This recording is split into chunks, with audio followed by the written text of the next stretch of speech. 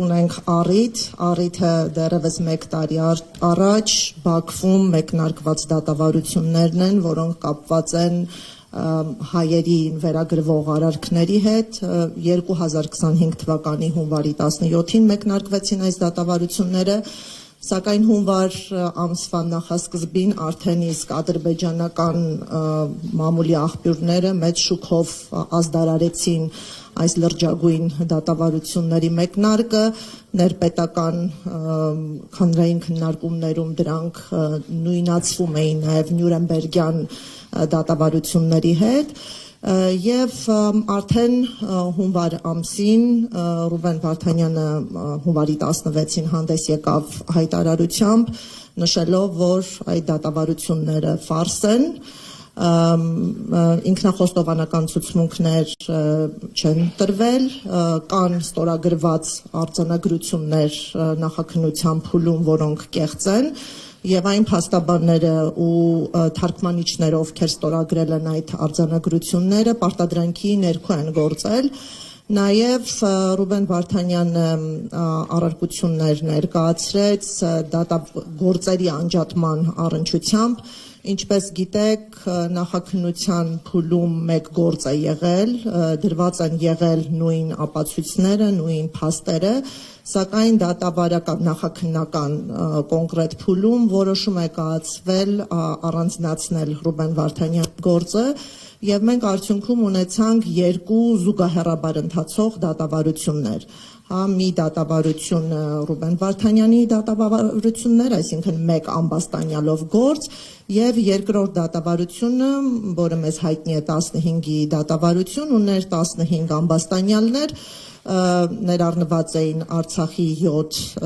ռազմաքաղաքական ղեկավարներ եւ 8 գերիներ, որոնց գերեվարումը ուղղակիորեն առնչություն է ունեցել 2023 թվականի սեպտեմբերյան հարձակման հետ եւ նրանք օբյեկտիվորեն գտնվել են հենց ռազմական գործողությունների գոտում։ Անկեղծ ասած, իրավական տեսանկյունից գործի անջատման հիմքեր չկան,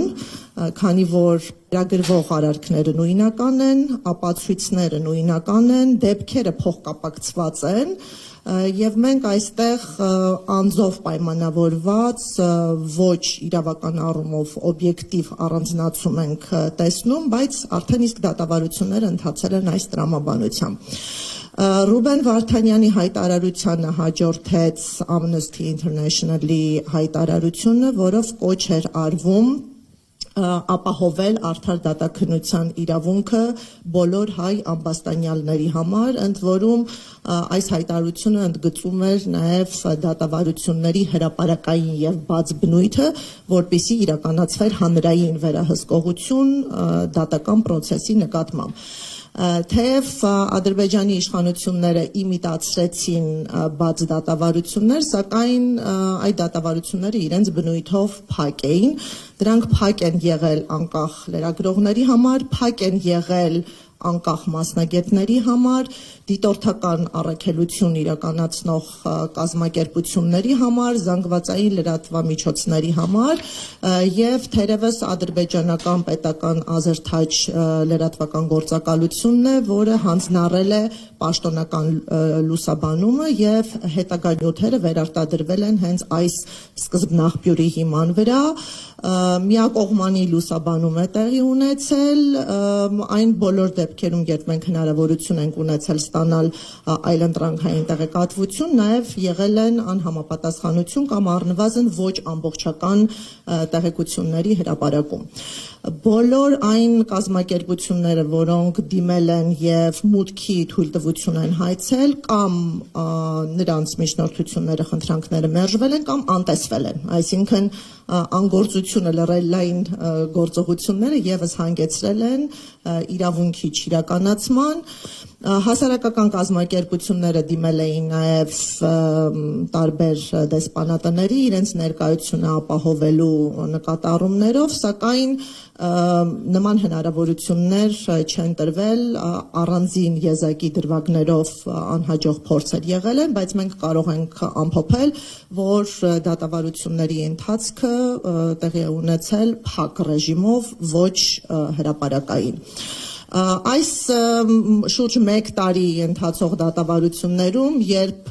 ընդհանուր առմամբ դատական նիստերի քանակը 2 դատավարություն գերազանցում է 150-ը, մենք չտեսանք կոնկրետ փաստեր, չտեսանք կոնկրետ ապացույցներ եւ արարքներ այդպես էլ չմնացին ապացուցված։ Մենք կարող ենք նկատել, որ հիմնական մեղադրանքները հենց քաղաքական թեզերի վերարտադրում էին դատական պրոցեսներում եւ այս ողջ դատավարության նպատակը Արցախի քաղաքական միավորի ապալեգիտիմացումներ եւ ցուցադրական պատիժը բոլոր այն հայերի նկատմամբ, ովքեր ի նպաստ Արցախի գործունեություն էին իրականացրել, ուստի գործընթացը հենց կապված է Արցախ, դրա ինքնորոշման իրավունք, հայկական պատկանելություն եւ ի նպաստ գործունեություն եւ սիմվոլիկ մենք ունեցանք ղեկավարներին։ Նշեմ, որ դատավարությունների վերաբերյալ այլ միջազգային արձագանքներ եւս եղել են, առավել մենք կարևորում ենք 2025 թվականի մարտին Եվրոպական պարլամենտի կողմից ընդունված բանաձևը, թերևս շատ համակողմանի գնահատական էր պարունակում արցախյան հակամարտության առնչությամբ եւ խիստ դիպուկ լեզու էր օգտագործվում, այստեղ հստակ գնահատական կար նաեւ էթնիկ զտումների, ապօրինի դատավարությունների, անմարդկային վերաբերմունքի վերաբերյալ եւ ինչու ոչ կար ուղղակի ազատ արձակման կոչ, որը չպետք է ենթարկվեր որևէ պայմանականությունների, ազատ արձակման կոչեր հնչեցվել են նաեւ այլ բարձրաստիճան մարդու իրավունքների խնդիրներով զբաղվող պաշտոնյաների կողմից, մեզ համար հատկապես հատկանշական էր Միավորված ազգերի կազմակերպության շրջանակներում գործող մարդու իրավունքների գլխավոր հանձնակատարի կոչը մարդու իրավունքների խորհրդի սեսիայի շրջանակներում, երբ անվերապահ ազատ արձակման կոչը ուղղվեց Ադրբեջանի իշխանություններին։